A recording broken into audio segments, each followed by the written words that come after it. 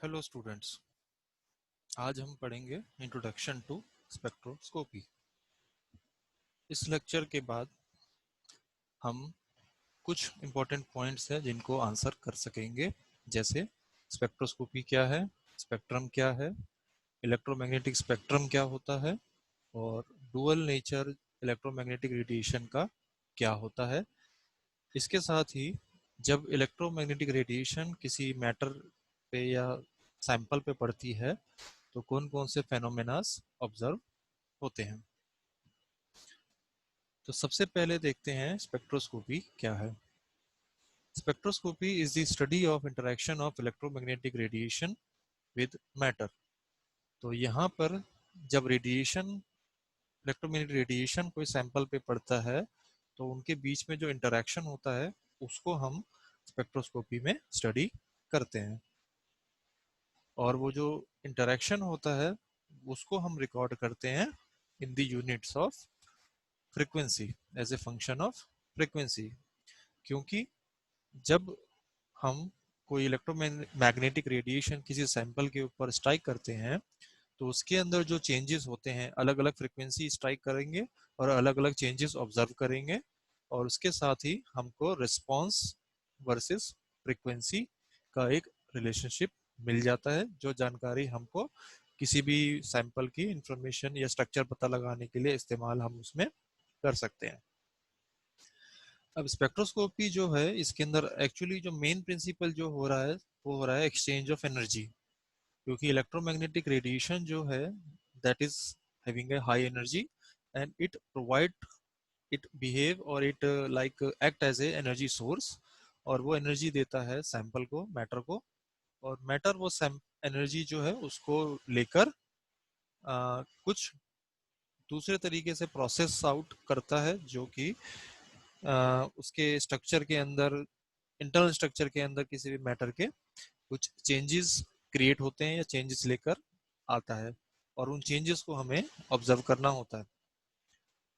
अब जब electromagnetic radiation energy transfer करता है किसी एटम को या मॉलिक्यूल को, तो उसमें जो चेंजेस हो रहे हैं उसको हम, जैसे अभी बताया हमने, कि रिकॉर्ड करते हैं, और उस रिकॉर्डिंग करने के बाद जो ग्राफ क्रिएट होता है उसको हम बोलते हैं स्पेक्ट्रम।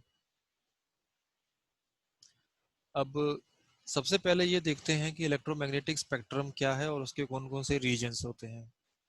तो जो इलेक्ट्रोमैग्नेटिक स्पेक्ट्रम है उसके जो मल्टीपल रीजन्स हैं वो मेनली होते हैं, जैसे उसमें सबसे पहले एक है रेडियो वेव्स आती हैं, उसमें माइक्रोवेव रेडिएशंस आती हैं, इंफ्रारेड रेडिएशंस आती हैं, विजिबल लाइट आती है, अल्ट्रावायलेट लाइट आती है, एक्स रेज और गामा रेज आती है। अब इसमें रेडियो वेव्स जो होती हैं दे आर लार्जर वेव, उनका जो साइज हो गया that is near to 1000 metres, जबकि जो गामा रेज होती हैं वो सबसे स्मॉल साइज की होती हैं, उनका जो साइज होता है अप्रोक्सीमेटली 10⁻⁻12 के आसपास होता है। तो रेडियो वेव जैसे अभी हमने बताया कि बड़ा साइज होने की वजह से उनके जो साइज होता है that can be like correlated with the size of any building, but जो गामा रेज होते हैं उनका जो साइज होता है वो न्यूक्लियाई के साइज का लगभग लगभग होता है। नीचे का जो स्केल है ये वाला, ये इंडिकेट करता है फ्रिक्वेंसी को। तो जैसे इसमें हम देख पा रहे हैं कि यहाँ पे इसका वेव का जो साइज है वो बड़ा है, तो उधर साइज छोटा है, तो वेव की इधर आपस में जो लेंथ है वो यहाँ पे ज़्यादा है, यहाँ लेंथ वेव की कम है। तो from left to right wavelength जो हो रहा है वो डिक्रीज हो रहा है, वो घट रहा है। फ्रीक्वेंसी जो है हर्ट्स में इंडिकेट किया हुआ है, जो अगर आप देखो कि लेफ्ट साइड में फ्रीक्वेंसी की वैल्यू है 10⁻⁴, जबकि राइट साइड में है वो 10⁻20। तो from left to right frequency जो हो रही है वो बढ़ रही है। तो from left to right wavelength जो है वो डिक्रीज होती है और फ्रीक्वेंसी जो होती है वो इंक्रीज हो रही है, और एनर्जी कंटेंट भी जो होता है वो राइट साइड में हाईएस्ट रहता है और लेफ्ट साइड में लोएस्ट होता है। इस पूरे स्पेक्ट्रम में जो एक छोटा सा रीजन होता है जिसको हम बोलते हैं विजिबल लाइट का रीजन, तो ये वो विजिबल लाइट है जिस जो कि हमारी ह्यूमन आई के लिए सेंसिटिव होता है। तो हम जो कलर्स देख पाते हैं, हम जो डिफरेंट लाइट ऑब्जेक्ट्स को देख पाते हैं, वो इसी विजिबल लाइट की वजह से होता है। और ये जो विजिबल लाइट होती है, इसका जो स्पेक्ट्रम होता है वेवग्योर फ्रॉम वॉयलेट टू रेड, उसमें जो स्टार्टिंग वेवलेंथ होती है लगभग वो होती है 380 नैनोमीटर के आसपास, जो कि वॉयलेट कलर को इंडिकेट करती है। और जो लॉन्गेस्ट वेवलेंथ जो है, जो आपकी नेक्स्ट है, वो है 780 नैनोमीटर के आसपास, जो कि रेड कलर को इंडिकेट करती है एक विजिबल स्पेक्ट्रम के अंदर। अब इलेक्ट्रोमैग्नेटिक रेडिएशन के बारे में पढ़ते हैं, डिस्कस करते हैं कि ये क्या है। अब इलेक्ट्रोमैग्नेटिक रेडिएशन जो है, it is a type of energy जो कि स्पेस में प्रोपिगेट कर रही है in the form of by making a waves. और जो वेव्स है उसको हम इलेक्ट्रोमैग्नेटिक वेव इसलिए बोलते हैं क्योंकि इसके अंदर, इलेक्ट्रोमैग्नेटिक रेडिएशन के अंदर, इलेक्ट्रिक फील्ड और मैग्नेटिक फील्ड दोनों ही एक साथ पैरेलली ट्रेवल करती हैं, और वो दोनों ही एक दूसरे के परपेंडिकुलर डायरेक्शन में ट्रेवल करती हैं। और दोनों ही जो वेव्स हैं, जब पल्स है, इलेक्ट्रिक पल्स और मैग्नेटिक पल्स, दोनों एक दूसरे के भी परपेंडिकुलर होती हैं, और साथ के साथ जिस डायरेक्शन में वो ट्रेवल कर रही हैं उस डायरेक्शन के भी वो परपेंडिकुलर होती हैं। जैसे इस एनिमेशन में हम देख पा रहे हैं कि जो नीला रंग है ये इंडिकेट करता है इलेक्ट्रिक पल्स को, इलेक्ट्रिक वेव को। रेड कलर जो वेव है that is the magnetic pulse और वेव, और दोनों ही एक दूसरे के परपेंडिकुलर है। साथ के साथ ये जो एक्स एक्सिस है, जो कि प्रोपेगेशन की जो डायरेक्शन है उसके भी ये परपेंडिकुलर रहती हैं। तो ये होता है स्पेसिफिकली वेव नेचर किसी भी इलेक्ट्रोमैग्नेटिक रेडिएशन का। तो इलेक्ट्रोमैग्नेटिक रेडिएशंस मेनली जो होती हैं ये डुअल नेचर की होती हैं। ये वेव की तरह भी बिहेव करती हैं और ये पार्टिकल की तरह भी बिहेव कर सकती हैं। तो जब ये वेव की तरह बिहेव करता है, ट्रैवल करती हैं, तो वो इस रूप में ट्रैवल करेंगी। अब जो वेव नेचर होगा, जो वेव के रूप में जब ये होगी, तो इसमें उसकी फ्रिक्वेंसी भी होगी, वेवलेंथ भी होगी, कुछ स्पीड भी होगी, और उसका एक फेज भी होता है। तो सबसे पहले देखते हैं कि फ्रिक्वेंसी क्या है। Frequency is the number of waves और साइकिल्स पर second that passes a given point in space।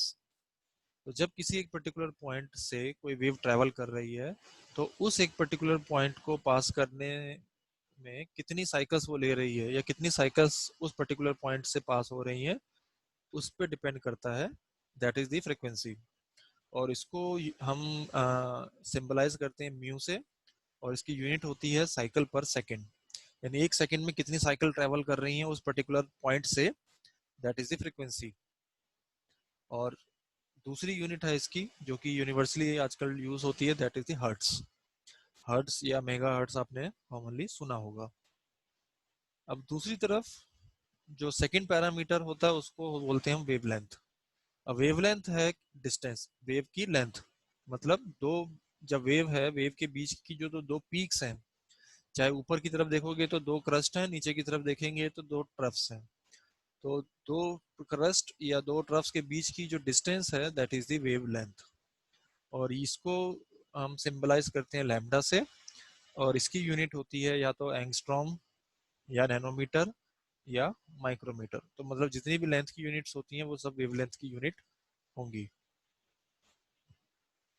अब दोनों जो टर्म्स हैं, फ्रीक्वेंसी और वेवलेंथ, ये दोनों एक दूसरे से रिलेटेड होते हैं बाय दिस इक्वेशन, जिसमें है कि lambda mu is equal to c, जो कि लाइट की वेलोसिटी है सी। अब इसमें अगर हम लैम्डा को राइट साइड में लेकर जाएं, तो mu will be equal to c by lambda. तो इस इक्वेशन से हम ये जानकारी ले पा रहे हैं, देख पा रहे हैं कि सी तो कांस्टेंट है, तो mu is inversely proportional to the wavelength. Means frequency और वेवलेंथ एक दूसरे के इनवर्सली प्रोपोर्शनल होते हैं। तो जिस वेव की वेवलेंथ हाई होगी उसकी फ्रीक्वेंसी कम होगी, जिसकी वेवलेंथ कम होगी उसकी फ्रीक्वेंसी हाई होगी। क्योंकि जब लेंथ बढ़ जाएगी तो एक पर्टिकुलर पॉइंट से पर सेकंड में कम वेव्स गुजरेंगी, इसलिए लेंथ बढ़ जाने से फ्रीक्वेंसी जो होगी वो डिक्रीज हो जाती है। इसको समझने के लिए एक एग्जांपल है हमारे पास। जैसे ये हम देख पा रहे हैं इस इमेज में कि दो वेव ट्रेवल कर रही हैं। ऊपर की तरफ जो वेव ट्रेवल कर रही है इसमें हम देख पा रहे हैं तो हाई फ्रिक्वेंसी है, क्योंकि बहुत ज्यादा वेव्स ट्रेवल कर रही हैं एक पर्टिकुलर पाथ से पर सेकंड टाइम। तो वेव की जो डिस्टेंस आपस में, वेव्स दो कंसेक्यूटिव ट्रस्ट क्रेस्ट और ट्रफ के बीच की दूरी है वो इसमें कम है।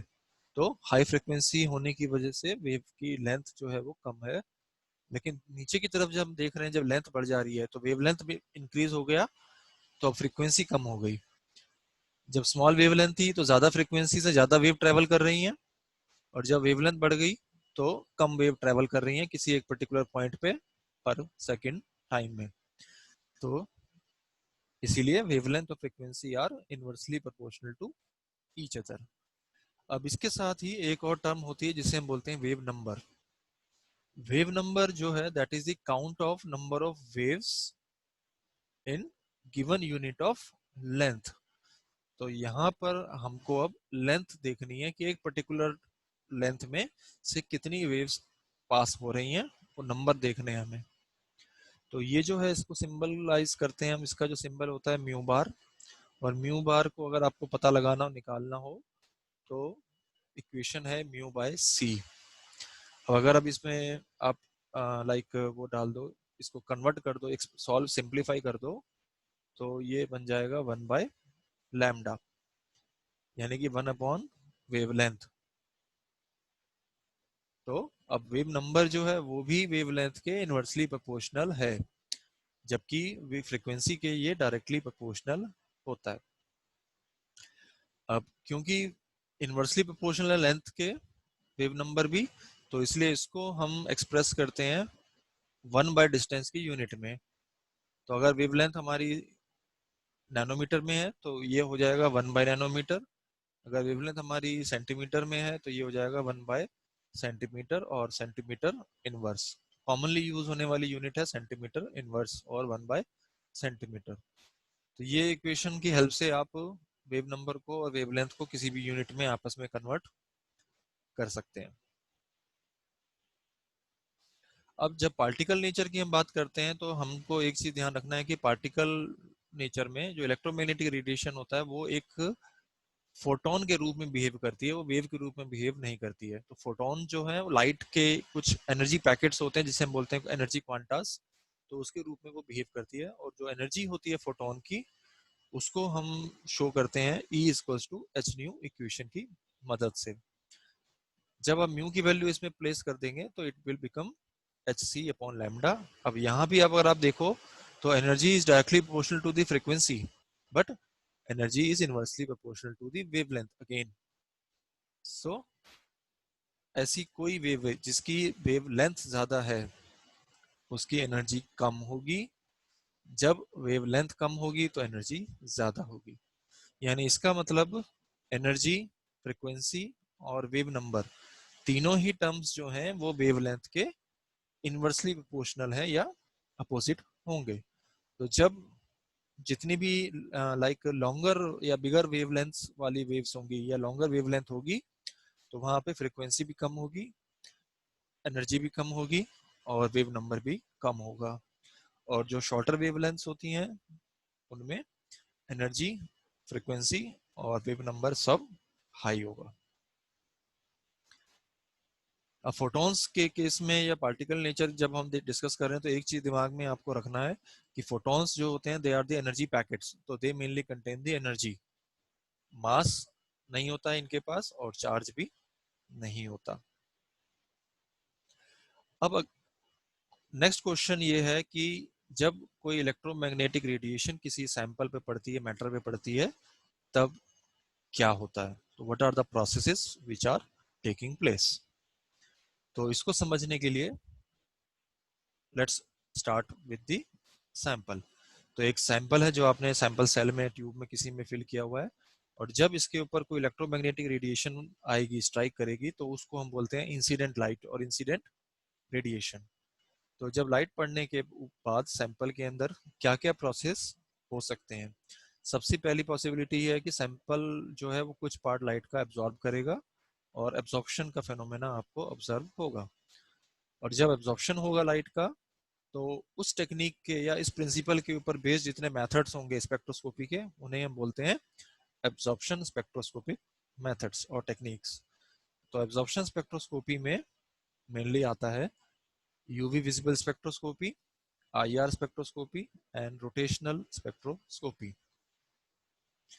अब एब्जॉर्प्शन के अलावा दूसरा फेनोमेना जो ऑब्जर्व हो सकता है वो हो सकता है लाइट का स्कैटरिंग। लाइट स्कैटर कर सकती है, और जब स्कैटरिंग होगी तो उससे डेवलप होने वाला जो मेथड होगा उसे कहा जाता है स्कैटरिंग स्पेक्ट्रोस्कोपी, और इसका एग्जांपल है रमन स्पेक्ट्रोस्कोपी। एब्जॉर्प्शन और स्कैटरिंग के अलावा तीसरा जो प्रोसेस है वो है एमिशन।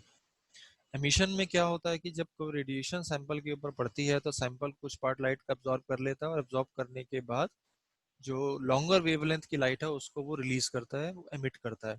और वो जो लॉन्गर वेवलेंथ की लाइट एमिट होती है that is called as a emission, और इट कॉन्स्टिट्यूट्स एमिशन स्पेक्ट्रोस्कोपी, जिसके एग्जांपल्स हैं like flame spectroscopy, AAS, fluorescence spectroscopy and phosphorescence spectroscopy. इसके अलावा जब एब्जॉर्प्शन, स्कैटरिंग और एमिशन में से कोई फेनोमेना हो रहा है तो उसके बाद बची हुई जो लाइट होगी वो आपके सैंपल में से पार हो जाएगी, और उस पार जो लाइट हो गई उसको हम बोलते हैं ट्रांसमिटेड लाइट और ट्रांसमिशन। तो ट्रांसमिशन इज नथिंग, इसमें light has been transmitted through the sample, और फिर ये ट्रांसमिटेड लाइट जो होती है ये जाती है डिटेक्टर के पास, और डिटेक्टर इसकी इंटेंसिटी को और इंसिडेंट लाइट की इंटेंसिटी को कंपेयर करके आपको आउटपुट बनाकर दे देता है। अब नेक्स्ट स्लाइड में इसके अंदर जो है अलग अलग जो इलेक्ट्रोमैग्नेटिक रेडिएशंस हैं वो आपके सैंपल में क्या चेंजेस कर रही हैं, और उस बेसिस पे वो कौन सी स्पेक्ट्रोस्कोपिक टेक्निक क्रिएट कर रही हैं वो हमने यहाँ पे मेंशन किया हो। अब इसमें जैसे इलेक्ट्रोमैग्नेटिक स्पेक्ट्रम में जैसे हमने देखा था कि अलग अलग तरह की वेव्स थी, जैसे कि gamma rays, X rays, UV light, visible light, infrared light, microwave light और रेडियो वाइव्स। तो गामा रेज जो है they are having a high energy and the lowest wavelength, और जैसे जैसे आप नीचे बढ़ते जाओगे एनर्जी जो है वो डिक्रीज होती जाएगी और वेवलेंथ जो है वो बढ़ती जाएगी। अब जब गामा रेज किसी सैंपल पे पड़ती है तो वो मेनली न्यूक्लियर ट्रांजिशंस करवाएंगी या न्यूक्लियर कॉन्फ़िगरेशन में कुछ चेंजेस करेंगी, और इस प्रिंसिपल पे बेस्ड जो स्पेक्ट्रोस्कोपिक मेथड होता है उसे बोला जाता है मॉजिबियर स्पेक्ट्रोस्कोपी। जब एक्सरे रेडिएशन और एक्सरे लाइट पड़ती है सैंपल के ऊपर तो इनर शेल के जो इलेक्ट्रॉन्स होते हैं वो एक्साइट होते हैं और वो ट्रांजिशन शो करते हैं, और जिसकी वजह से इलेक्ट्रॉन स्पेक्ट्रोस्कोपी या ऑगर स्पेक्ट्रोस्कोपी क्रिएट होती है या फॉर्म होती है। इसके बाद यूवी लाइट या विजिबल लाइट जब भी पड़ती है किसी सैंपल पे तो जो वैलेंस शेल इलेक्ट्रॉन होते हैं उनका ट्रांजिशन होता है और वो ग्राउंड स्टेट से एक्साइटेड स्टेट में चले जाते हैं, और इस प्रिंसिपल के ऊपर बेस्ड जो मेथड होगा उसे कहा जाता है इलेक्ट्रॉनिक स्पेक्ट्रोस्कोपी या यूवी विजिबल स्पेक्ट्रोस्कोपी।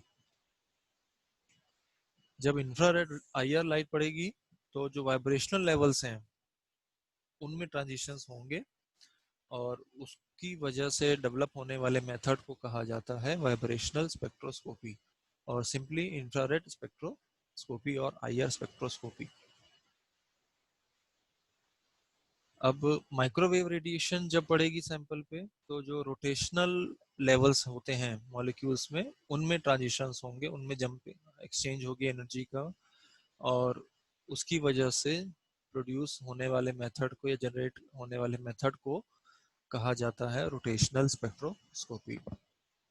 और फाइनली लास्ट में रेडियो वेव्स जो कि हाईएस्ट वेवलेंथ लाइट है, जब ये पड़ेगी आपके सैंपल पे तो ये या तो न्यूक्लियर स्पिन को चेंज करते हैं या इलेक्ट्रॉन के स्पिन को चेंज करते हैं जब एक्सटर्नल मैग्नेटिक फील्ड अप्लाई करी जाती है तब। अगर ये न्यूक्लियर स्पिन को चेंज करेंगे तो जो टेक्निक जनरेट होगी उसे बोला जाता है न्यूक्लियर मैग्नेटिक रेजोनेंस और एनएमआर स्पेक्ट्रोस्कोपी। और जब ये इलेक्ट्रॉन स्पिन को चेंज करते हैं तो जनरेट क्रिएट होती है इलेक्ट्रॉन स्पिन रेजोनेंस और ईएसआर स्पेक्ट्रोस्कोपिक टेक्निक। तो अलग अलग रेडिएशन के अलग अलग मैकेनिज्म्स के साथ अलग अलग स्पेक्ट्रोस्कोपिक मेथड्स जो क्रिएट होते हैं या जो इसके मेथड्स के बेसिक प्रिंसिपल को कॉन्स्टिट्यूट करते हैं, वो सारे इसके अंदर प्रोसेसेस दिए हुए हैं। और फाइनली अब लास्ट में देखते हैं कि spectrum, what is spectrum, spectrum क्या होता है। स्पेक्ट्रम कुछ नहीं, स्पेक्ट्रम एक प्लॉट है, it is just a plot of energy of electromagnetic radiation. तो जो इलेक्ट्रोमैग्नेटिक रेडिएशन की एनर्जी होती है उसको हम प्लॉट करते हैं एक्स एक्सिस पे, और जो रिस्पॉन्स हमको मिल रहा है सैंपल से उसको हम रखते हैं वाई एक्सिस पे। अब अगर एब्जॉर्प्शन स्पेक्ट्रोस्कोपी है तो यहाँ पे एब्जॉर्बेंस आएगा या ट्रांसमिटेंस आ सकता है, या लाइक एमिशन हो रहा है तो फिर एमिशन की इंटेंसिटी आ सकती है, अगर स्कैटरिंग हो रहा है तो स्कैटरिंग की इंटेंसिटी यहाँ पर आ जाएगी। और बीच में ये जो पीक्स देख रहे हो आप रिस्पॉन्स और एनर्जी के ग्राफ के बीच में, ये पीक्स आ रही हैं due to the like absorption, emission और स्कैटरिंग की वजह से। जहाँ एब्जॉर्प्शन या रिस्पॉन्स हाईएस्ट होगा या स्ट्रॉन्ग रिस्पॉन्स देखने को मिलेगा वहाँ पीक बड़ी आएंगी। जहाँ रिस्पॉन्स छोटा होगा यानी कि छोटा स्मॉल एब्जॉर्प्शन हुआ या स्मॉल एमिशन हुआ या स्मॉल स्कैटरिंग हुआ तो उस केसेस में like peak will become small. तो इस तरह से हम किसी रिस्पॉन्स को रिकॉर्ड करके फिर बाद में एनालाइज करते हैं। Thank you.